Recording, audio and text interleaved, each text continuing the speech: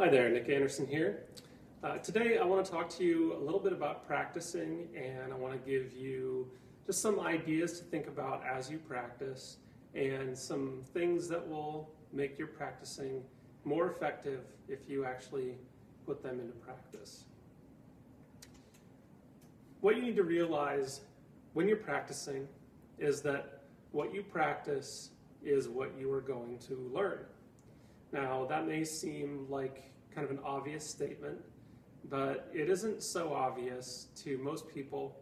And the reality is, and I see this in myself even, is that when we're practicing, we don't actually show that we truly understand that concept. Now, what I mean is this.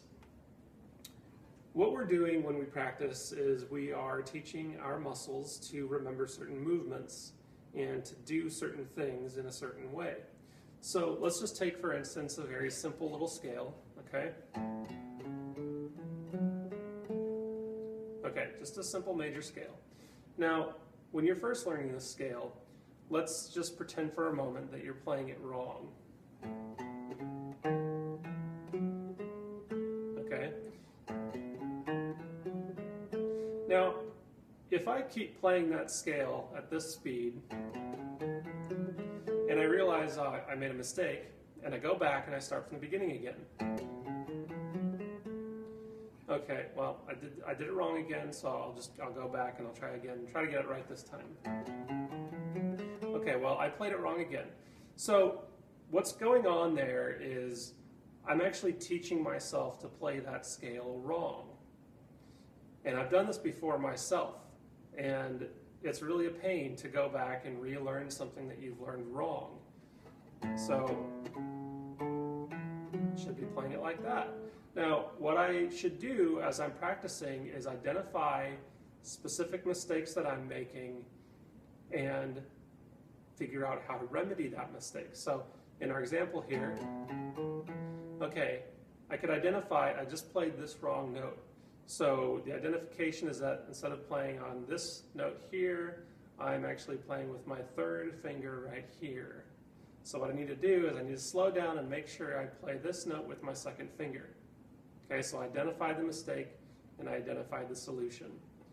And then I need to make sure that I play it slow enough to where I can play it correctly.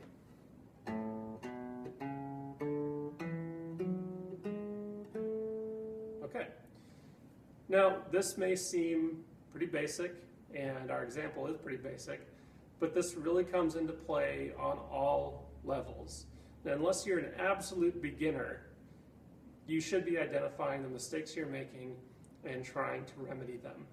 And there's reasons why I say unless you're an absolute beginner, which I won't talk about right now, but if you're an intermediate player, if you're beyond the point where you have to look at everything that you do in order to play something correctly, then you need to be doing this. And I guarantee, if you identify the mistakes that you make specifically, and you identify the solution to that problem specifically, it will massively improve your guitar playing.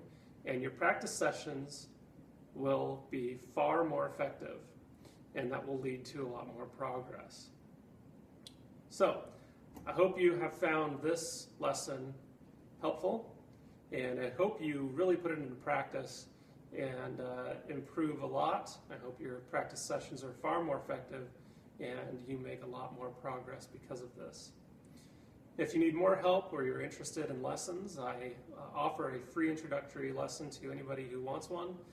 There's absolutely no obligation to take lessons from me. And I also offer a 30-day money-back guarantee. So check me out. My website is www.olympiaguitarlessons.com, and I hope to hear from you soon.